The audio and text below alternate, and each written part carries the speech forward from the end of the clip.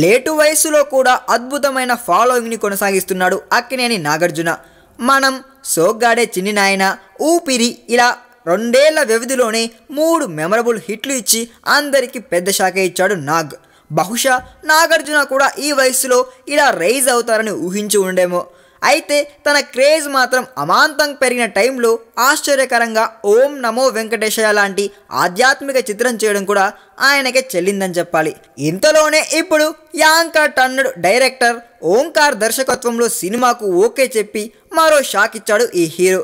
ఓ మలయాళ సినిమాకు రీమేక్గా తెరకెక్కుతున్న ఈ చిత్రం సైలెంట్గా సెట్స్ మీదకి వెళ్ళిపోతుంది.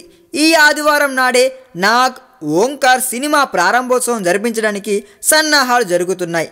నాగార్జునతో ఊపిరి సినిమా తీసిన పీవీపీ లాంటి పెద్ద ప్రొడక్షన్ హౌస్ ఈ చిత్రాన్ని నిర్మించబోతుండడం విశేషం. ఈ చిత్రంలో నాగార్జున మాంత్రికుడి పాత్ర పోషిస్తాడంట. అయితే మాంత్రికుడు అనగానే అదో రకమైన అవతారాన్ని ఊహించుకోకండి.